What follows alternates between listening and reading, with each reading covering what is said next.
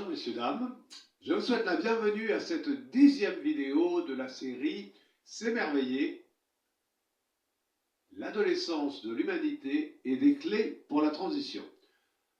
Bon, les premières vidéos, on a bien vu l'observation de l'histoire de l'univers, l'histoire de la Terre, et même que la Terre pouvait être vue comme un être vivant qui va probablement se reproduire et donc qui arrive à une phase très particulière de son histoire. Mais pour que, avant de se reproduire, il faut qu'elle soit vivante et qu'elle reste vivante. Or, avec ce que fait l'homme actuellement, c'est pas une très bonne stratégie. Et l'avenir, il implique que toutes les composantes de cet être vivant, c'est-à-dire les organes entre guillemets, s'entendent bien. Or, pour l'instant, l'humanité, elle n'est pas vraiment dans l'entente cordiale et partout. Donc forcément, il faut aller vers une harmonisation et c'est en phase avec l'éveil des consciences dont je vous ai parlé. Mais l'éveil des consciences, elle concerne tout le monde et elle nous concerne tous individuellement. Et donc on arrive à ces fameuses clés, les clés pour la transition. Alors les clés, elles sont au nombre de 7. Et c'est des clés très simples. C'est vraiment que des choses simples, mais il suffit de les appliquer et on se rend compte que les changements sont très importants dans nos vies. Donc la première clé, c'est marcher, se dépenser physiquement. Alors pourquoi ça? En fait, l'homme, depuis qu'il est sur Terre, depuis que c'est un mammifère, il a toujours été obligé de bouger pour aller chercher sa nourriture, pour se défendre, pour éventuellement échapper aux prédateurs. Donc nous sommes conçus pour survivre dans la nature sauvage, et pour ce faire, nous sommes tout à fait adaptés. Et quand on fait des efforts physiques, les muscles génèrent de l'acide lactique, c'est douloureux, et le corps réagit avec des hormones. Alors, c'est les endorphines qui sont une sorte d'anesthésiant. Et ce qui a été observé par la médecine, c'est que un effort modéré de 20 minutes entraîne 6 heures d'endorphines dans le corps. Mais déjà, les hormones, c'est quoi les hormones? Alors, et leur effet, on ne se rend pas forcément compte. Alors, il y a une façon très très facile de s'en rendre compte. Vous êtes en train de dormir, en plein sommeil, votre corps, votre sang, il est chargé des hormones du sommeil. C'est pas la peine de dire comment elles s'appellent, etc. Vous êtes chargé des hormones du sommeil. Le réveil sonne, BAUM! C'est très agréable, je crois qu'on l'a tous vécu. Waouh! Et là, on se sent, comme on dit, dans le cirage, dans le coltard, même. Prenez l'expression qui vous convient. Bah, bref, on n'est pas bien, quoi, parce qu'on est tout simplement, on a encore le corps qui est saturé de ces hormones du sommeil. Et il faut quelques instants, quelques minutes ou quelques dizaines de minutes pour que la chimie du sang change et qu'on soit réveillé. Une autre façon d'illustrer aussi, c'est le contraire. Vous êtes en pleine nuit, il est 3 heures du matin, et rien à faire, vous êtes allongé, il y a le noir, il y a tout ce qu'il faut pour dormir, et vous n'arrivez pas à vous endormir, parce que votre corps n'a pas les hormones du sommeil. Bon, donc, revenons. Les hormones, c'est très important. Mais dans les vies très stressantes dans lesquelles on a souvent le sang qui est saturé de cortisol, des hormones du stress, voire éventuellement d'adrénaline quand on a peur, mais ça c'est plutôt stimulant, mais il ne faut pas que ce soit trop. Et en fait, rappelez-vous, l'origine de cette série de vidéos, c'est pour contrecarrer le message anxiogène des médias par rapport à l'impact de l'homme sur la planète. Et c'est un message anxiogène. 30% des Français, ou presque 30% des Français, vivent de l'éco-anxiété, c'est des angoisses. Les angoisses, c'est là, c'est dans la tête. Et on cherche à se rassurer dans la tête. Mais ça ne marche pas. Ou ça marche très très mal. Alors que si on va dans le corps, ça marche très très bien. Vous êtes stressé, ça tourne, ça tourne, ça tourne. Allez vous promener dans la nature, respirez complètement, etc. Et là, vous allez voir, d'un seul coup, vous allez être capable de prendre de la distance, Donc l'idée de cette première clé, marcher, se dépenser physiquement, c'est chaque jour, changer votre chimie du sang, juste avec 20 minutes. 20 minutes de marche et ça suffit. Si vous habitez à 2 km du travail, allez-y à pied. Si vous habitez à 10 km, allez-y à vélo. Si vous avez le temps, faites une petite promenade dans la nature, etc. Donc ça, c'est vraiment une clé super intéressante déjà. Waouh, ça apaise. La deuxième clé. Je vais parler dans cette vidéo des 4 premières clés. Les autres, j'en parlerai dans les vidéos suivantes. La deuxième clé, alors elle est très amusante parce qu'elle est extrêmement simple. Et pourtant, elle n'est pas si facile que ça à mettre en œuvre. La deuxième clé, c'est de se redresser, tout simplement, de se tenir droit. Wow. Alors pourquoi je propose ça? Bah déjà, petite illustration, j'y pensais ce matin pendant que je promenais les chiens, donc je marchais, et je pensais aux coureurs de fond.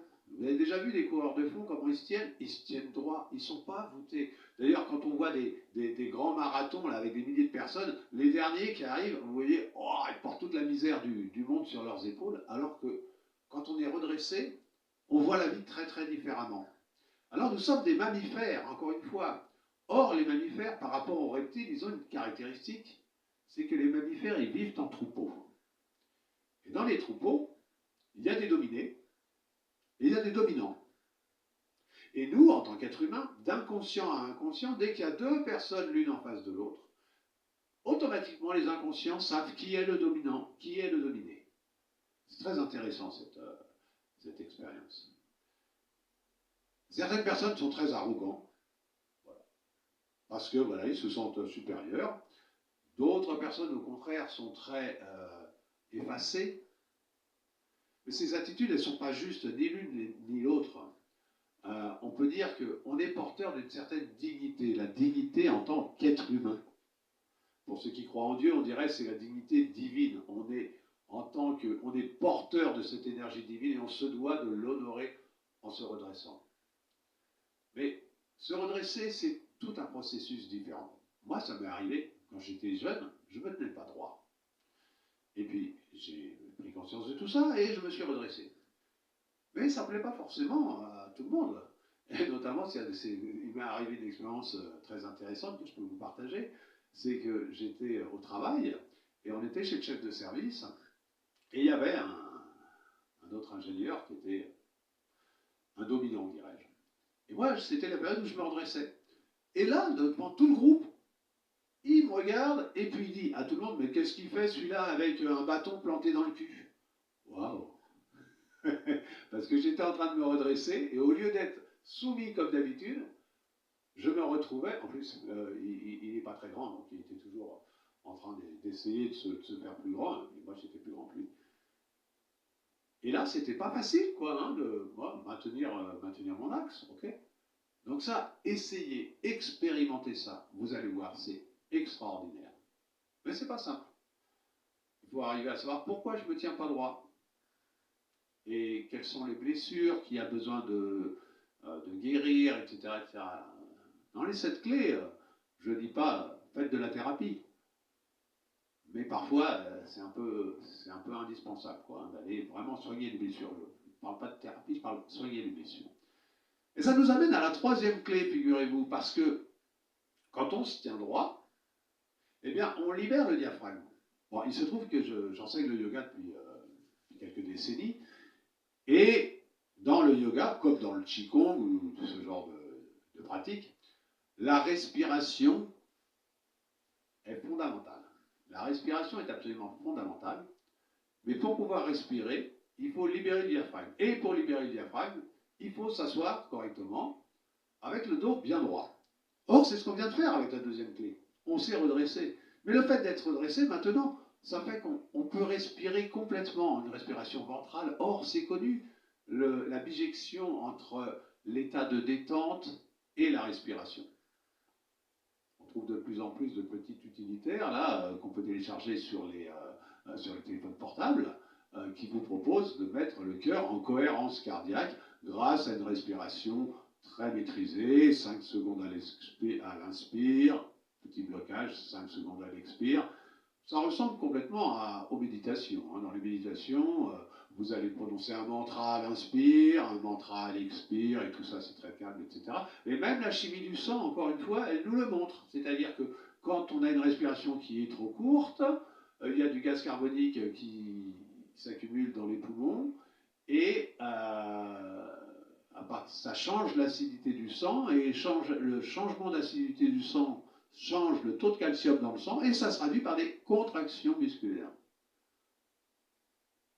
Donc ça, c'est la troisième clé. La troisième clé, c'est respirer. Prenez le temps de respirer, respirer et méditer. Juste ça. Déjà, rien qu'avec ces trois premières clés, déjà, votre quotidien devient beaucoup plus facile, beaucoup plus agréable. Et on arrive à la quatrième clé. Alors, c'est pareil. Vous allez me dire, mais c'est qui ce Charlot qui nous dit que des évidences? Eh oui, parce que la quatrième clé, c'est sourire. Alors ça, c'est un truc incroyable. Vous savez qu'on rit beaucoup moins maintenant que ce qu'on riait il y a 50 ans. Et au niveau du sourire, c'est assez amusant. Ce qu'on a observé encore, pareil, avec la médecine nous montre que lorsqu'on sourit, notre corps génère des endorphines qu'on voit dans le sang. Mais ce qui est très intéressant, c'est qu'il génère ces endorphines que le sourire soit sincère ou forcé. Waouh! Et ça, je vous invite à faire l'expérience. Fermez les yeux, détendez-vous complètement, et d'un seul coup, en étant très concentré sur ce qui se passe, vous faites un grand sourire. Et ressentez, juste ressentez ce que ça change. Et après, c'est une expérience extrêmement amusante. Le sourire, il a une caractéristique, il est très contagieux. Allez dans un supermarché, sur un marché, n'importe quoi, faites des grands sourires aux caissières, aux gens que vous croisez, etc. Vous allez voir, ça se propage. Les gens, ils vous répondent par un sourire. C'est extrêmement intéressant. Et alors, en plus de ça, il y a aussi un autre truc qui est très rigolo. Et là, je vais encore vous raconter une anecdote. Quand j'étais gamin, je vais avoir, je sais pas, j'étais en pleine adolescence, peut-être 14 ans dans ces eaux-là. Un jour, j'étais dans la place du marché, chez moi, dans le petit village où j'habitais, et c'était un abri fermé. Donc j'avais vraiment une vision très très courte de la place du marché, et je vois passer un homme âgé. Il est à la gueule. Alors moi, avec l'arrogance et les certitudes de l'adolescence, je me dis, oh là là, les vieux, ils font toujours la gueule. Sauf que le hasard, qui est parfois très gentil, il me fait passer juste après une autre personne âgée, et ce coup-ci, très souriant. Oh! Et là, je me suis dit, mince alors. Le premier, il a dû faire la gueule toute sa vie, et le deuxième, il a dû sourire toute sa vie. Mais comment je peux faire pour être le deuxième plutôt que le premier? Et ça me renvoie encore à autre chose. C'est que un jour, quand j'avais à peu près 25 ans, j'avais un ami qui habitait en Lozère. Il était garde forestier sur le mont Lozère. Et j'allais régulièrement le voir, passer quelques vacances, et j'ai rencontré la personne à qui j'ai dit qu'elle avait le plus beau sourire que j'ai vu de ma vie. C'était une bergère de 70 ans ou quelque chose comme ça. Alors, vous imaginez, quelques décennies sur le mont Lozère à garder les moutons, elle avait la peau, c'était pas la peau toute lisse façon d'hiver. Hein. Elle avait d'énormes rides, mais c'était des rides du sourire. Elle avait dû être heureuse toute sa vie, sourire beaucoup. Le résultat, elle avait d'énormes rides, vous savez, à ces niveaux-là. Et c'est très amusant. Bon, je ne l'ai pas compris tout de suite, hein, c'est plus tard que j'ai compris ça en observant les gens. Ah ouais, on a vraiment nos rides d'expression qui se creusent. Et c'est pour ça qu'il y a des gens, on dit qu'ils ont des beaux sourires, c'est parce que, surtout les personnes d'un certain âge, on voit leurs rides. Donc, vous tous qui regardez cette vidéo, je vous invite à prendre conscience de la puissance du sourire.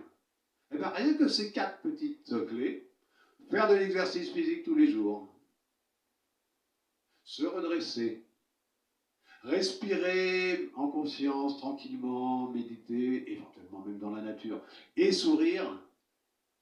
Et cette petite clé aussi, hein, c'est pour ceux qui font de la méditation formelle, hein, assis, jambes croisées, les yeux fermés. Moi, c'est ce que je fais. Hein. Toujours au début, dès que je m'installe, hop, je mets un sourire. Ensuite, je le relâche. Mais le simple fait de mettre un sourire, ça me met dans une ambiance sympathique. Voilà, messieurs, dames, pour les 4 premières clés. Et à la prochaine vidéo, on verra les 3 prochaines vidéos. On verra les 3 prochaines clés. Et je vous souhaite une bonne journée. N'hésitez pas à partager ces vidéos, à les retrouver sur le site invitoscope.com, onglet conférences. Et je vous dis à très bientôt.